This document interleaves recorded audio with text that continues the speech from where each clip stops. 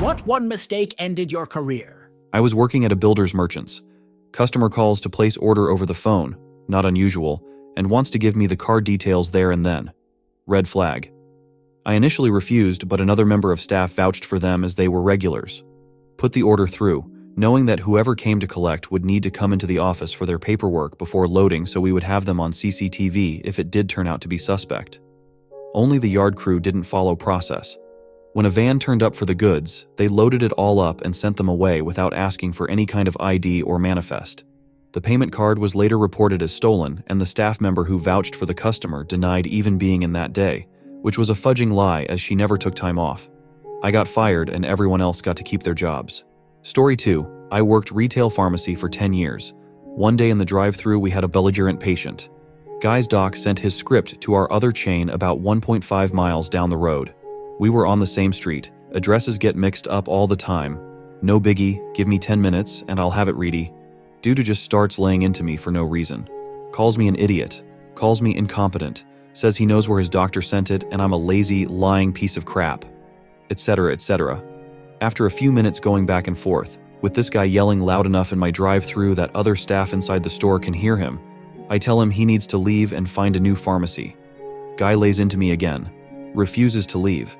I tell him fudge off or I'm calling the police. Apparently that was over the line for my company.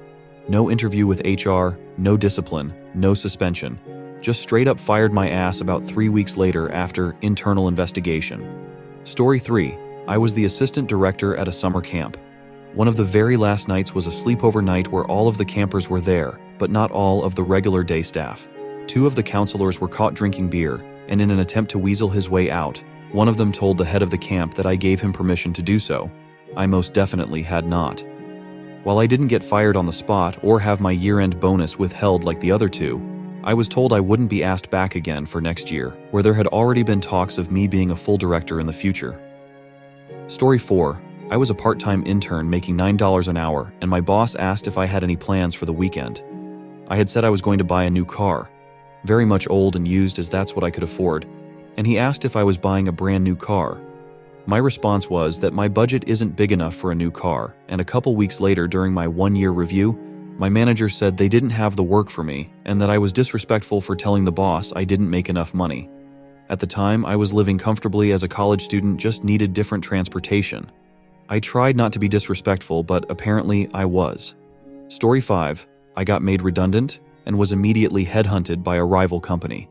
I didn't tell anyone, except one person who I thought was my friend and whom I could trust. Turns out that guy had serious addiction issues, and that was something the managing director of the company used as leverage to extract information from him. He had a friendly disposition, and people thought he was trustworthy and could confide in him. When the boss man found out who I was going to work for, he lost his mind. Immediately started sending me threatening letters and texts saying I would be sued, even went to the local police claiming I'd stolen code and was taking it to a rival company. The police said it was nothing to do with them and that it was a civil matter, and the other company that had recruited me knew of my old boss's reputation for erratic behavior. That being said, the fact that he was threatening legal action meant they had to withdraw the offer because they just didn't want the hassle. That was several months of stress I would never want to ever revisit. Story 6. I got security responsibilities added to my duties as sysadmin at a small university. Was asked by my boss's boss, the IT director, to do a security audit. He asked me to report on the audit at a department meeting. I asked if I could present my results to him privately instead and have him present to the meeting, but he insisted I could take care of it. My report showed major security holes, demonstrations of tests of said holes, and recommendations for patching said holes. Many of the patches were at the level of change the administrator password from password to something less obvious. As my political acumen was near zero at the time, I didn't realize how the report on major security problems made the IT director look completely incompetent in front of the entire department. He had built and configured the campus computer system pretty much on his own, at least in his mind, and was quite proud of his accomplishment. He suspended me on the spot, demoted me, and tried to convince the university to fire me and try to bring me up on criminal charges for hacking into the university's computer systems. Story 7. I was opening my packages in the mailroom, using a pocket knife to slice open the package tape. Secretary came in and chatted. We're both Italian, so we gesture a lot while talking. Sometime after the conversation, the ops manager came down from his office and escorted me out of the building. Had forgotten the knife in my hand while talking with the secretary, and she made an accusation that I had threatened her with it during our conversation. Was fired 3 days later. I had worked with this woman for almost a decade, helped her children with their homework, etc. Years later, I learned corporate wanted to take down my boss and started the process by going after his biggest supporters.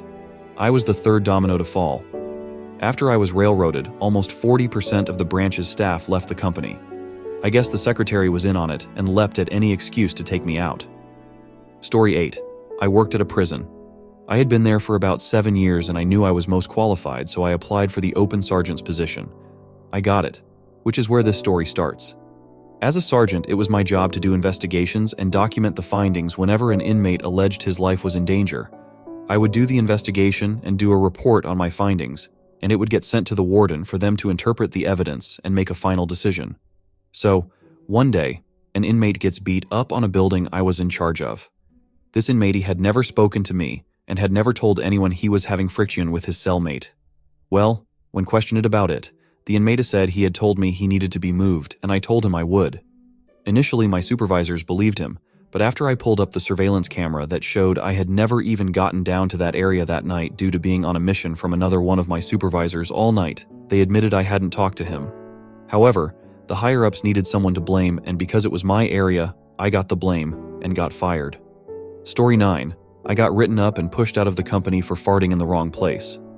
To be fair, I was working in our microbiology quality control group at a big pharmaceutical manufacturing company that made contact solution and other stuff. It was Thursday, because that was taco soup day, and this particular day it was extra spicy. To get into the fill room, you have to spend like 45 minutes getting dressed in sterile room garb without touching the outside of your suits. It's quite the dance. So I'm in there sampling 100 plus points of contact around the fill needle, and my stomach starts grumbling.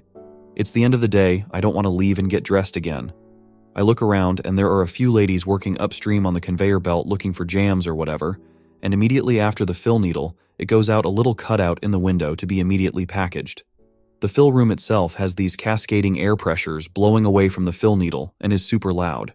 So that's my spot. I start to sample in that area and let out a little poot. I feel better and go about my business. But then I start to hear this beep beep sound. Now, we have alarms. It's a stack of lights every few feet and a high-pitched red light.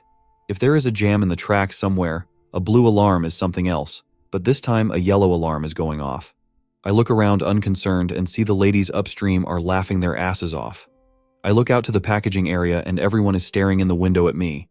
The line boss bangs on the window and demands that I see him outside. There are hydrogen sulfide sensors around the sensitive areas of the line. That's because farts cause pink eye and I had just contaminated product. Thousands of bottles were thrown away and the line had to be purged for minutes before and after the incident.